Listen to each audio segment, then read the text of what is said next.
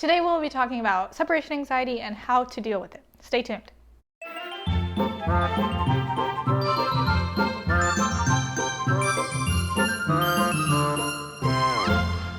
Hey sitters, welcome back. It's Lydia. Thank you for joining me. I'm sure you've all have experienced the moment when mom and dad go to leave and the kids start crying or clinging on to mom and dad, or they just have a total meltdown. Those are some symptoms of what we call separation anxiety. The anxiety in kids when mom and dad go to leave. Separation anxiety is usually found in between the ages of infant and can go till age 2 or 3. This is a common stage of development in all kids, and they usually outgrow it by age 3 or so. So if these symptoms last until the ages of 7, 8, 9, that's what we then consider separation anxiety disorder, and that is different from separation anxiety. Separation anxiety disorder symptoms go farther than just the regular separation anxiety symptoms. They can be anything along the lines of just the thought of mom and dad leaving can scare the children. They have nightmares about mom and dad leaving. They have trouble focusing without mom and dad around in school or in activities that they go to. I personally have never worked with kids that have separation anxiety disorder. I've worked with plenty of kids that have separation anxiety, but if you do work with kids that are ages 7, 8, 9 that have these symptoms, I would probably ask mom and dad the next time you work with them about these symptoms and about the behavior, so you know how to deal with them. So in the rest of the video, we're only going to be talking about how to deal with separation anxiety because most of you will be dealing with just separation anxiety and not the disorder.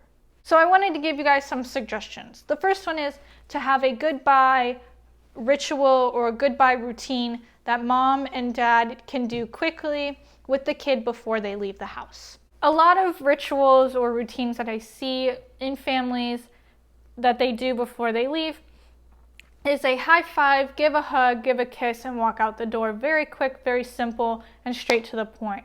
This is very helpful for the kids and the parents, and for me as a babysitter. The kids know that this is a routine that's happened before. Mom and dad come back after it. They recognize the routine, and it's just comforting to them. The next thing I suggest is that babysitting bag that always comes to my rescue. If you don't know what I'm talking about, I'll leave a link in the description below. I suggest you go check that out. But a distraction is always needed when kids are having a little bit of separation anxiety when mom and dad leave. What I do with that babysitting bag is gear it towards the child. If I've already babysat for them and know their likes and dislikes, I will gear it towards what they like, what they're interested in, and that'll catch their attention and pull it away from the fact that mom and dad just walked out the door. The next thing I suggest is keeping their surroundings familiar. So if you want to take them to a park, for example, that is right down the street or somewhere that they know, great, get out there, get them distracted. But I highly suggest you stay away from new places. This could possibly increase the anxiety more. Now, if you have to take them somewhere new, I would highly suggest you bring a toy that they know and they love that can comfort them.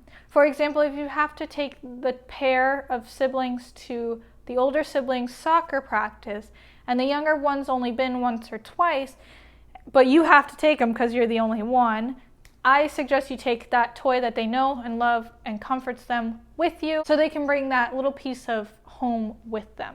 My next suggestion is that you only tell them, the kids, where mom and dad went and that they will be back once. So if a child asks me in the beginning, where's mom and dad? I said they went to the movies and they will be back. And that is it.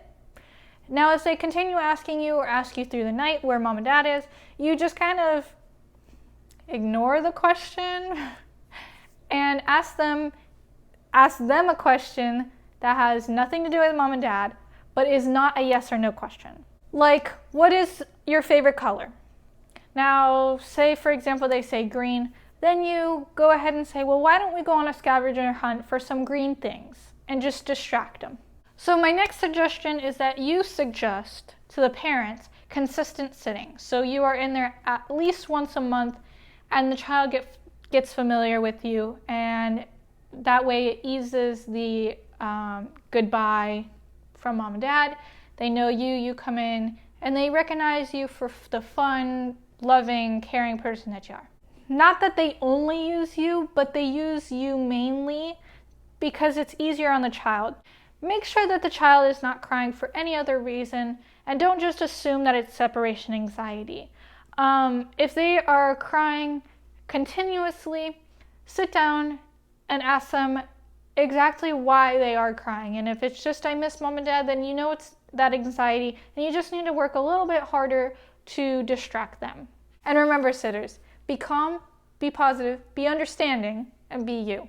Hit that subscribe button if you haven't already. Leave me a comment in the comment section down below. Let me know if you have any questions. Thanks for watching, and I'll see you in the next video.